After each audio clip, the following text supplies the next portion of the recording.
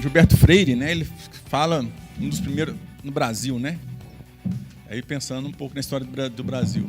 A definição de família: família é um sinônimo de família patriarcal, extensa, típica do período colonial, instituição vertical, baseada no parentesco, lealdade pessoais e de territorialidade. Então, é bem aquele típico, né, de senhor de engenho mesmo, aquele homem, dono da terra, dono dos escravos, e é igual uma pirâmide. É ele, a mulher, que não tem tanto valorização ali dentro, é uma propriedade, o filho, né, que ele só vê de vez em quando, ele está almoçando, chega o menino, tá bem, pode voltar. Né, aquela questão. E os escravos, ele é dono, ele é proprietário, toda aquela estrutura. É uma época também que os casamentos aconteciam somente para os ricos, poucos quem tinham, mas os casamentos aconteciam somente para quem tem condição. Os escravos ou as pessoas que moravam, não tinha dinheiro para isso. Né? Estou falando do período colonial. Os escravos, quando já tinham alforria, 1800, ainda já tinham alforria, mesmo com filhos, deixavam os filhos com os fazendeiros para sobreviver, porque ele não dava para ganhar a vida sozinho, com uma criança pequena. Então, era uma estrutura. Mas ali era uma família, um modelo de família patriarcal, né, bem hierarquizada, e o poder centralizado na figura masculina, no homem, aquele senhor. Isso veio durante todo um período colonial. Isso a gente vai absorvendo, entendendo família como um processo sociocultural, a definição dela vai mudando ao longo do tempo. A família não é patriarcal sempre. Ela vai mudando, ela vai se modificando de acordo com a sociedade. Vai modificando também. Mas esse é um dos primeiros conceitos de família no Brasil. E aí, né, vem trazer um pouco, vai mudando o conceito, né? Holanda, né, vai falando, famílias são pessoas aparentadas, que vivem em geral na mesma casa, particularmente pai, mãe e filhos, pessoas do mesmo sangue, ascendência, linhagem, estirpe. Já pega um pouco no ideal de família burguesa, né? Então, começa, depois da Revolução Industrial, diminuir aqueles famílias vão começando a se configurar, né, numa família menores, seja o pai, mãe, filho, mas talvez avó, mas que moram na mesma residência. Aqueles que moram na mesma residência, que vai por sangue. E aí, né, essa questão, vocês falaram de família margarina, né, que a gente sempre sabe que famílias, né, brancas, né, no comercial a gente vê isso, né, o ideal de família, né, aquela que tem o pai, a mãe, o filhinho, todos na televisão é assim, brancos, né, bonitinho. Agora eles acrescentaram um cachorrinho também, que aumentou a família. Né, aí aumentou o cachorrinho, mas aí atualmente que eu vi uma que já começa a aparecer negros. Aí você começa, que bom, né, que acabou com isso, mas que é o nosso processo histórico. Mas até os anos 50, vendo que isso era mesmo, isso é uma propaganda dos anos 50, 60, era essa. E aí a gente viu até nos anos 80, vendo aquela margarinas famosa, a gente via ainda esse modelo passando na televisão para a gente, não é? Olha só o modelo de família, o que é. Então, a família nuclear burguesa é o que veio muito no século XIX e XX, consolidando para a gente como um ideal de família, né? Reduzido a pai, mãe, filho, rígida divisões sexuais de papéis, papel de homem, papel da mulher, o do homem é conseguir recursos para a casa, da mulher é cuidar do lar, do filho, né?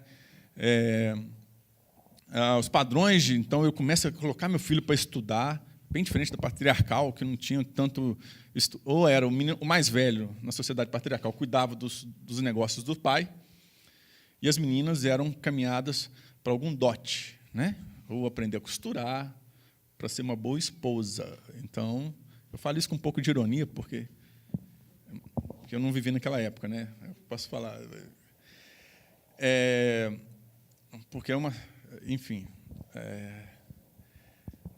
é difícil aceitar isso, mas foi acontecido. Então, mas na família nuclear burguesa é a higiene, traz mais a disciplina, né? muda um pouco. Quando é um grupo menor, se cuidam mais. Então, o amor romântico, né, aquela questão da domesticação, né, dos membros. O amor materno se torna a pedra angular, né, desse tipo. A própria a psicologia, no início, ela começa a trabalhar muito mais essas questões internas desse modelo de família. Qual era a função do homem, fazer um estudo, né, dessa família nuclear. Pode passar. Fazendo uma comparação rapidamente, nos anos 50, ainda muito esse papel do homem só para o trabalho, da mulher em casa. Tem um filme muito bom que chama... Foi Apenas um Sonho. Se vocês quiserem ver, anotar, Foi Apenas um Sonho, com Leonardo DiCaprio e Kate Winslet.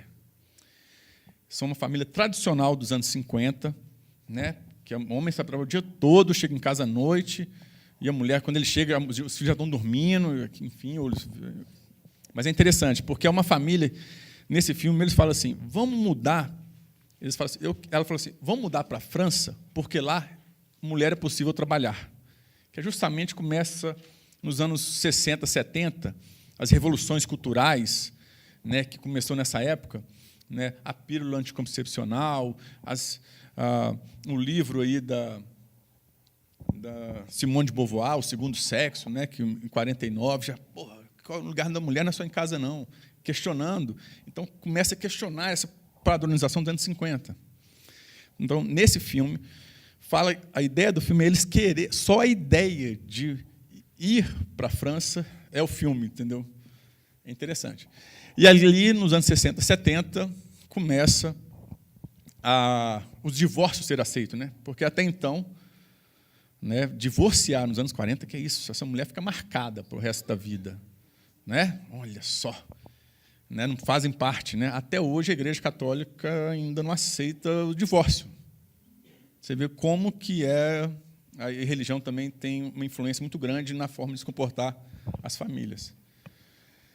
Nos anos 90, então, e 2000, aí a gente, com diversas questões de globalização social, a gente vai começando a perceber famílias monoparentais. As mulheres começam a trabalhar, ganhar seu espaço, e começam, sim, a cuidar dos filhos sozinhas.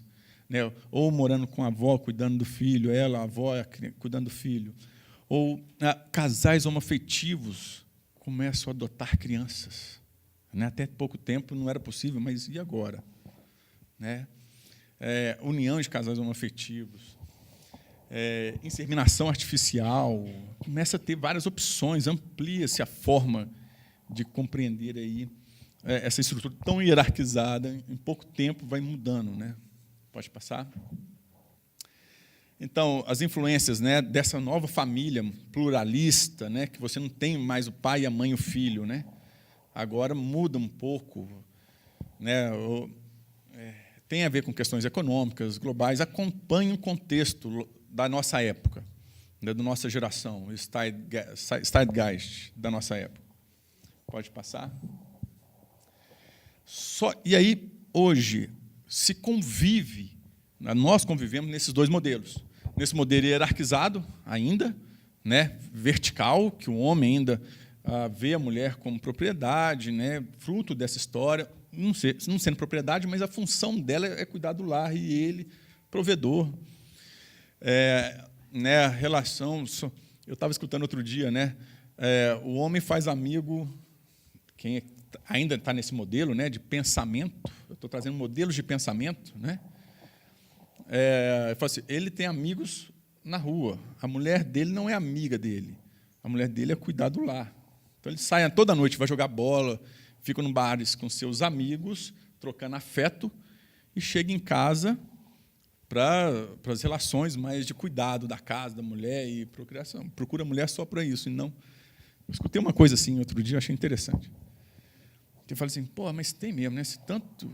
Sai do trabalho, vai encontrar com os amigos, passa o sábado inteiro com os amigos todos, e aí chega em casa, né, essa afetividade que era para trocar dentro de casa.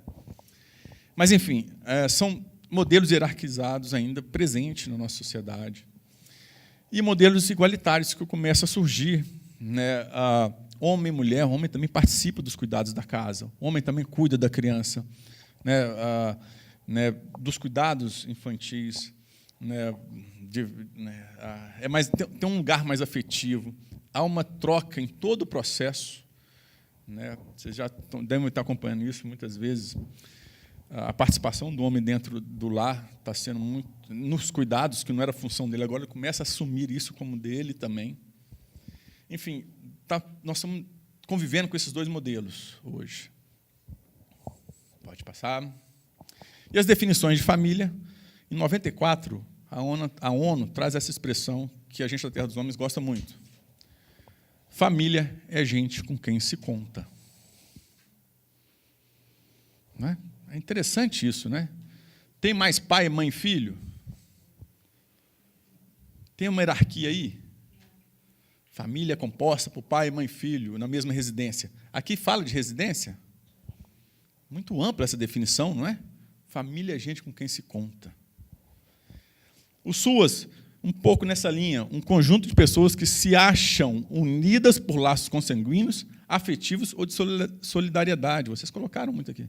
Se acham unidos. Relações de vínculo. Aí tem a Mafalda, lógico, né? Essa Mafalda sempre para nos ensinar, continua nos ensinando. O moço vai visitar a casa dela, um vendedor, bate na porta dela e fala assim: bom dia, menina, o chefe da família está? E ela responde: nesta família não há chefes, nós somos uma cooperativa. Linda Mafalda, né? Essa Mafalda é brincadeira. E aí o Plano Nacional de Convivência Familiar Comunitária traz uma definição que a gente trabalha com ela. Família pode ser pensada como um grupo de pessoas que são unidas por laços de consanguinidade, de aliança e afinidade. Esses laços são constituídos de representações, práticas e relações de obrigações mútuas. E aí traz uma definição de qual que era a função dela, então. Capacidade de realizar suas funções protetivas, de cuidados uns com os outros, e principalmente com as crianças, que são os mais frágeis, e socialização das crianças e adolescentes. Então, tem uma definição que se acha unido por proteger, cuidar, e socializar seus membros, a primeira função. Nesse novo modelo, e ali, volta lá, deixa eu só... afetividade... bom, pode passar, que eu lembrar não. E aí, eu só trouxe esse quadro aí para ver, no artigo 227 da Constituição, fala que é dever da família, da sociedade e do Estado cuidar das crianças, dar os direitos delas à convivência familiar, e tal, à saúde, à educação, mas cada um executando o seu papel alinhado ao outro. Não dá para jogar a responsabilidade somente na família, se tem uma questão do Estado. Não dá para jogar a responsabilidade só na sociedade, se tem uma questão da família. Então, você tem que entender como são o que a gente chama... o que está na Constituição já pensa de uma forma sistemática. O que você mexe com um, vai mexer com o outro. O que trabalha com um, vai trabalhar com o outro. Então, olhar amplamente para a família, assim, não só para a família, mas também para além dela. Eu coloquei a sociedade como controle social, pensando nos conselhos, a participação do conselho, onde é que não está funcionando, o conselho tem que estar lá atuando.